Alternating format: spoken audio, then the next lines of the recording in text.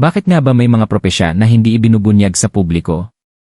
Noong mga huling taon ng buhay ni Baba Vanga, may mga partikular na tala na hindi direktang binanggit sa mga balita, mga tala na tumutukoy sa muling pagkabuhay ng isang tiyak na enerhiya sa taong 2026. At kung ikaw ay isang Scorpio, ang enerhiyang ito ay hindi isang misteryo, ito ay ang iyong realidad. Habang ang karamihan sa mga tao ay nakatuon sa takot at krisis sa mundo, may isang tahimik na proseso na nagaganap sa iyong buhay ngayon. Isang proseso na pilit itinatago ng mga lumang sistema upang hindi mo matuklasan ang iyong tunay na kakayahan. Hi guys, forget what you read in weekly horoscopes. Most people look at Baba Vanga's predictions for 2026 and see global chaos, but they are missing the micro details. When you map her specific timeline against the deep evolutionary cycle for Scorpio, something terrifyingly precise emerges. This is not about generic luck or spiritual comfort. This is a cold, calculated timeline shift that involves your survival, your focus, and a specific financial turning point. If you carry the Scorpio frequency, your margin for error just drop to zero. Listen to the structure of the timeline because history is moving faster than you think. Suriin natin ang kasaysayan. Ang Scorpio ay pinamamahalaan ng Pluto, ang planeta ng kamatayan, muling pagkabuhay, at malalalim na pagbabago. Sa pagpasok ng 2026, ang posisyon ng planetang ito ay sasabay sa timeline na tinukoy ni Baba Vanga para sa pagbagsak ng mga tradisyonal na ekonomiya. Ibig sabihin, ang mga paraan kung paano kumikita ng pera ang tao, kung paano gumagalaw ang lipunan, at kung paano pinoprotektahan ang sarili ay tuluyang magbabago. Ngunit para sa iyo, hindi ito babala ng katapusan. Ito ay ang pag-alis ng mga harang na matagal nang pumipigil sa iyong pag-unlad. Naranasan mo ba sa mga nakaraang buwan ang matinding pagnanais na lumayo sa maraming tao? Ang pakiramdam na tila hindi mo nakasundo ang mga dating kaibigan o kasamahan. Ito ay hindi depresyon at hindi ito isang emosyonal na problema. Ito ay ang tinatawag na frequency isolation. Ayon sa mga lumang hula, bago ang malaking pagbabago sa 2026, ang mga taong may matalas na intuisyon, tulad ng Scorpio, ay dadaan sa isang matinding phase ng pag-iisa. Ito ay upang ihanda ang inyong isipan sa mga desisyong gagawin nyo na makakaapekto sa inyong pamilya at hinaharap. Huwag mong isipin na ang 2026 ay malayong hinaharap. Ang mga unang senyales ay nagsisimula na ngayon sa iyong paligid. May mga pagkakataon ba na ang iyong mga panaginip ay nagkakatotoo o nakakaramdam ka ng babala bago pa mangyari ang isang bagay? Ito ang unang hudyat ng paggising ng iyong third eye na binanggit sa mga tago at pribadong hula. Ang universe ay hindi nagbibigay ng babala ng walang dahilan. Ikaw ay inihahanda para sa isang partikular na sandali, isang desisyon na kailangan mong gawin sa mga susunod na buwan na magpapasya kung aling panig ng kasaysayan ka mapupunta. Suriin natin ang pinakamahalagang bahagi ng mga tala ni Baba Vanga para sa taong 2026. Hindi niya sinabi na ang yaman ay darating sa pamamagitan ng swerte o biglaang pagkakataon. Ang kanyang babala ay malinaw, ang lumang sistema ng pananalapi ay dadaan sa isang matinding pagsubok. Sa sandaling iyon, ang karamihan sa mga tao ay magpapanik, ngunit ang Scorpio ay may likas na kakayahan na makakita sa dilim. Ang iyong utak ay nakadisenyo para sa krisis. Kung saan ang iba ay nakakakita ng panganib, ang Scorpio ay nakakakita ng estratehiya.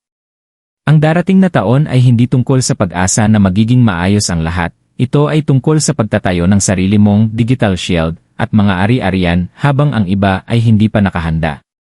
Kung ikaw ay kasalukuyang nakakaranas ng kakulangan sa pera, tandaan mo na ito ang paraan ng kalawakan upang pilitin kang mag-isip ng iba.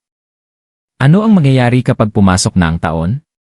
Ang mga propesya ay tumuturo sa isang partikular na alignment kung saan ang Pluto ay lilipat sa isang bagong posisyon na hindi nito nabibisita sa loob ng mahabang panahon. Para sa Scorpio, ito ang tinatawag na the rebirth factor. Ang bawat negosyo, trabaho, o ideya na sinimulan mo noon na tila nabigo ay makakaranas ng biglaang pagbilis. Ngunit may isang mabigat na kondisyon. Ang universe ay hindi magbibigay ng kapangyarihan sa isang taong natatakot pa rin sa kanyang nakaraan. Kailangan mong putulin ang koneksyon sa mga lumang kabiguan. Kung iniisip mo pa rin ang mga taong nanloko sa iyo noong 2022 o 2024, sinasayang mo ang frequency na dapat ay nakatutok sa iyong pag-unlad. Ang 2026 ay nangangailangan ng isang Scorpio na walang emosyonal na bagahe. Isang bagay ang madalas na hindi nauunawaan ng mga tao tungkol sa mga hula ni Baba Vanga, ang oras ay hindi gumagalaw sa tuwid na linya. Ang mga taong may mataas na intuition ay nakakaramdam na ang oras ay tila bumibilis ngayon. Ito ay senyales na ang portal ng 2026 ay nagsisimula ng humila ng mga tao patungo sa kanilang itinakdang landas. Scorpio, ang iyong kakayahan na mag-focus ay ang iyong pinakamalaking sandata. Kapag ang isang Scorpio ay nagpasya na makuha ang isang bagay gamit ang kanyang buong konsentrasyon, ang buong kalawakan ay gumagalaw upang ibigay ito. Ang tanong ay, saan mo ginagamit ang iyong konsentrasyon ngayon? Sa mga ingay ba ng social media, sa mga walang kwentang chismis, o sa pagpaplano ng iyong susunod na malaking hakbang? Ang iyong atensyon ay ang iyong pera bago pa man ito maging pisikal na yaman. Habang papalapit ang 2026, makakakita ka ng mga false signals o mga huwad na oportunidad sa iyong paligid. May mga taong lalapit sa iyo na may mga pangako ng mabilisang yaman o mga shortcuts. Ang mga tala ay nagbabala, huwag magpapadala sa madaling landas. Ang Scorpio ay isang water sign, ngunit ito ay may apoy sa loob. Ibig sabihin, alam mo kung kailan magiging kalmado at kung kailan dapat kumilos ng may bagsik.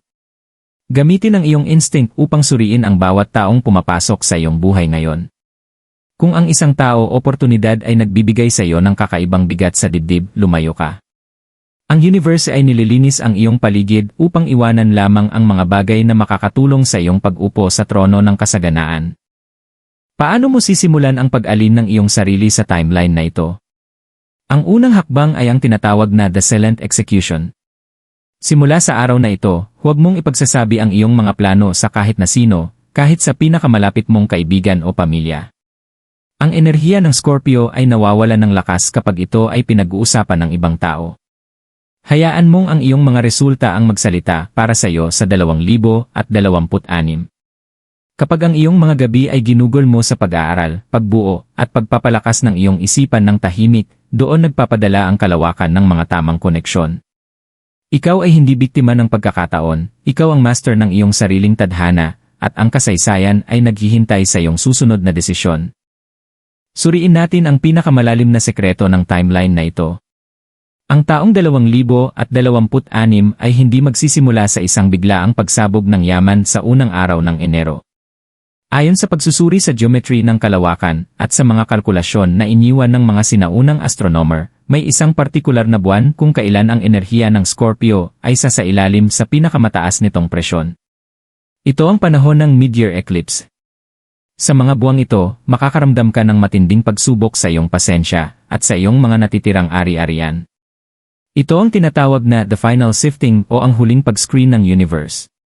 Kung sa mga panahong ito ay mananatili kang kalmado, matatag, at hindi magpapadala sa takot ng masa, ang portal ay ganap na magbubukas para sa iyo pagdating ng huling bahagi ng taon. Scorpio, ang iyong tagumpay ay hindi ibinibigay sa iyo dahil gusto mo ito, ibinibigay ito dahil pinatunayan mo na kaya mo itong hawakan ng may disiplina. Sa bagong sistema ng mundo na tinukoy sa mga propesya, ang yaman ay hindi na magiging pisikal lamang. Ang Golden Era ay isang panahon ng digital at teknolohikal na revolusyon. Ang Scorpio, bilang isang sign na may malalim na kakayahan sa pagsasaliksik, ay dapat magtayo ng kanyang tinatawag na digital anchor. Ibig sabihin, ang iyong mga talento, ang iyong kaalaman, o ang iyong mga negosyo ay kailangang iakma sa bagong vibration ng internet at artificial intelligence. Huwag kang matakot sa mga bagong teknolohiya na nagpapaiyak sa iba. Ang utak ng Scorpio ay mabilis matuto kapag seryoso. Ang bawat gabi na ginugugol mo sa pag-unawa sa kung paano gumagalaw ang bagong mundo ay isang hakbang patungo sa permanenteng kasaganaan. Ang mga taong umaasa pa rin sa mga lumang paraan ng trabaho nang walang pagbabago ay maiiwan sa dilim ng kasaysayan.